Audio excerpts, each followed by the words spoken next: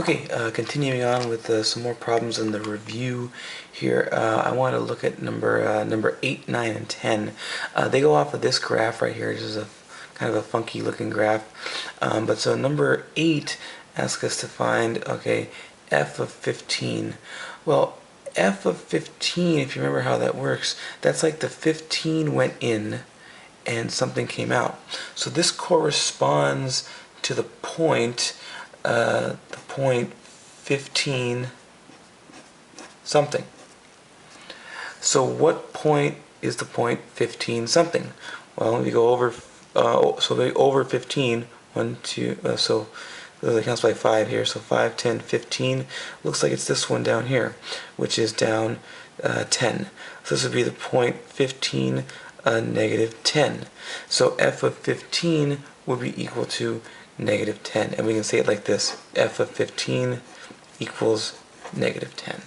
That's how we'd say that. Okay? For number 9, it says, what values of x is f of x equal to 0? So this time we don't know the x value, but we do know the y value is 0. So these so we're saying, what points are the points something 0? Some number and then 0. Okay, well, something, so that would mean we go over something and then we don't go up or down anything. So it's going to be all the values that are on the x-axis. So all the x-intercepts. It looks like there's a couple of them. There's one here, there's one here, and there's one here. So we got 3 of them. This one looks like it's negative 5, 10, 15. So we got negative 15.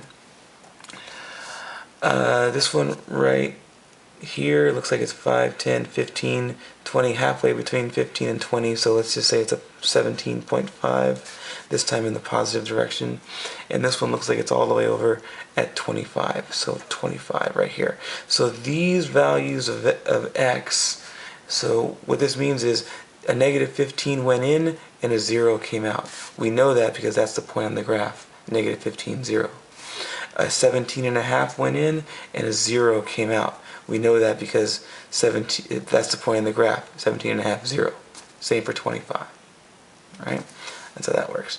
And then the domain of f of x, well, remember the domain is all the x values. And remember the way to do that is start over here, put your pencil over here, in my case my Sharpie, over here, and kind of sweep in this direction. And once I hit the graph, that's when I say, okay, that's when the domain starts.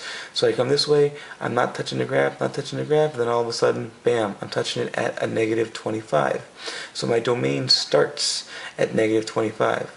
Touching the graph, touching the graph, touching the graph, touching the graph, touching the graph, touching the graph, all the way to here, a positive 25, and now that's the end of my domain. So I have x values all the way from negative 25 to 25.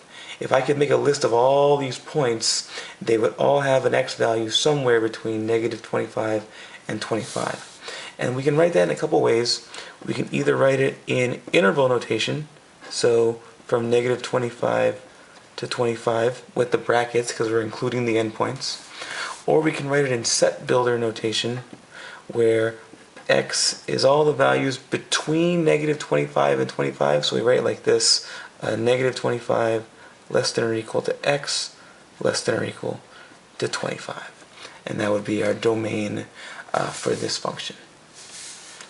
Alright.